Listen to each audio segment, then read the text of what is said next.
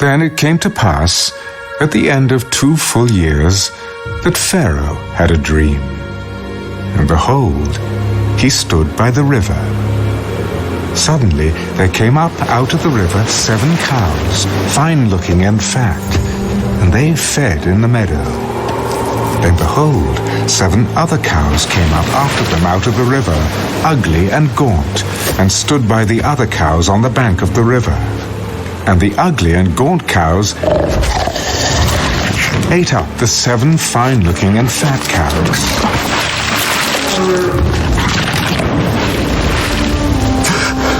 So Pharaoh awoke.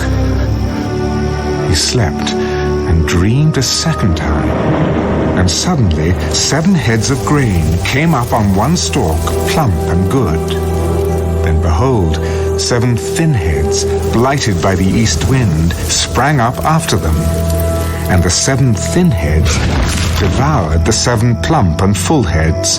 So Pharaoh awoke, and indeed it was a dream.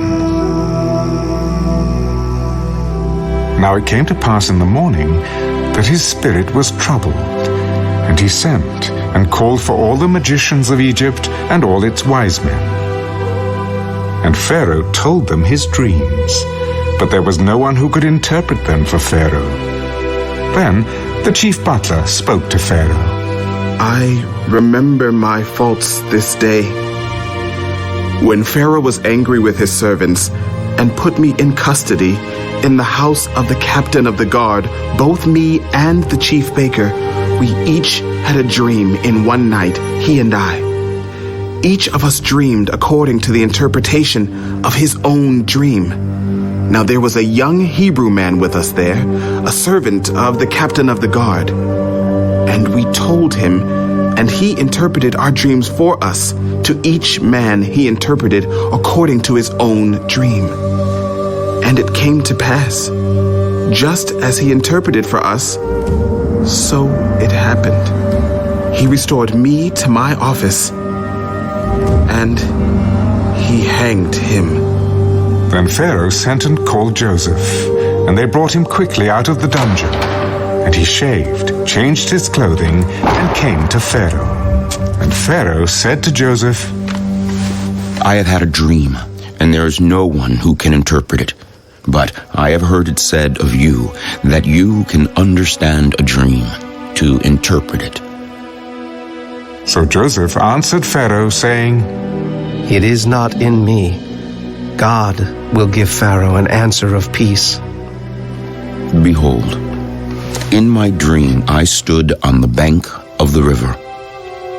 Suddenly 7 cows came up out of the river, fine-looking and fat, and they fed in the meadow. Then behold, 7 other cows came up after them, poor and very ugly and gaunt, such ugliness as I have never seen in all the land of Egypt.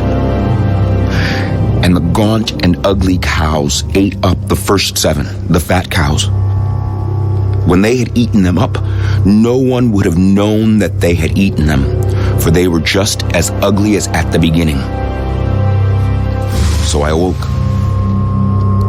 Also I saw in my dream, and suddenly 7 heads came up on one stalk, full and good.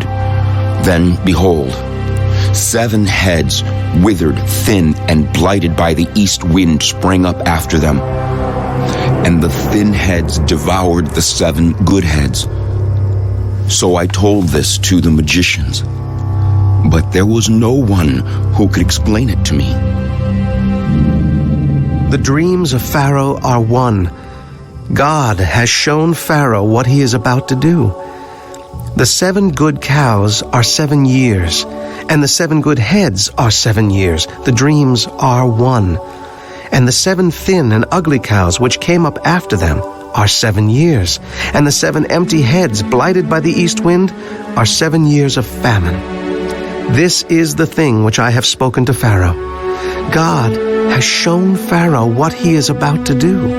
Indeed, 7 years of great plenty will come throughout all the land of Egypt, but after them 7 years of famine will arise, and all the plenty will be forgotten in the land of Egypt, and the famine will deplete the land.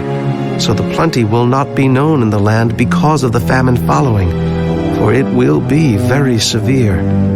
And the dream was repeated to Pharaoh twice, because the thing is established by God, and God will shortly bring it to pass. Now, therefore, let Pharaoh select a discerning and wise man, and set him over the land of Egypt. Let Pharaoh do this, and let him appoint officers over the land to collect 1/5 of the produce of the land of Egypt in the 7 plentiful years. And let them gather all the food of those good years that are coming, and store up grain under the authority of Pharaoh, and let them keep food in the cities. Then that food shall be as a reserve for the land for the 7 years of famine, which shall be in the land of Egypt, that the land may not perish during the famine. So the advice was good in the eyes of Pharaoh and in the eyes of all his servants.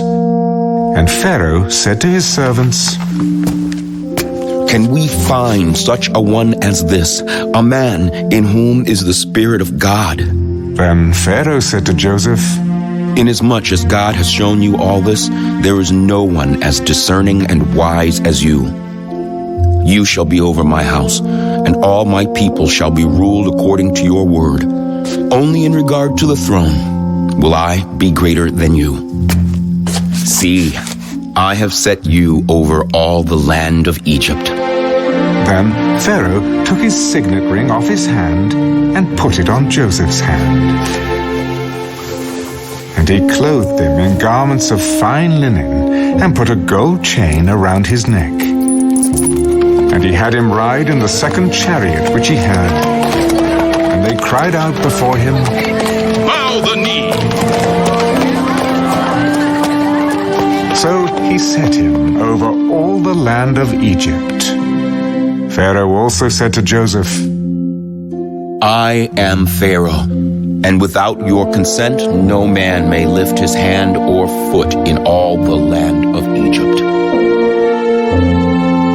And Pharaoh called Joseph's name Zaphnath-Paaneah, and he gave him as a wife Asenath, the daughter of Potiphera, priest of On. So Joseph went out over all the land of Egypt. Joseph was 30 years old when he stood before Pharaoh, king of Egypt. And Joseph went out from the presence of Pharaoh and went throughout all the land of Egypt. Now, in the 7 plentiful years, the ground brought forth abundantly. So he gathered up all the food of the 7 years which were in the land of Egypt, and laid up the food in the cities. He laid up in every city the food of the fields which surrounded them. Joseph gathered very much grain, as the sand of the sea, until he stopped counting, for it was immeasurable. And to Joseph were born 2 sons before the years of famine came, whom Asenath, the daughter of Potiphera, priest of On, bore to him. Joseph called the name of the firstborn Manasseh. For God has made me forget all my toil and all my father's house. And the name of the second he called Ephraim. For God has caused me to be fruitful in the land of my affliction. Then the 7 years of plenty which were in the land of Egypt ended, and the 7 years of famine began to come, as Joseph had said. The famine was in all lands, but in all the land of Egypt there was bread. So when all the land of Egypt was famished, the people cried to Pharaoh for bread. Then Pharaoh said to all the Egyptians, Go to Joseph. Whatever he says to you, do. The famine was over all the face of the earth, and Joseph opened all the storehouses and sold to the Egyptians. And the famine became severe in the land of Egypt. So all countries came to Joseph in Egypt to buy grain, because the famine was severe in all lands.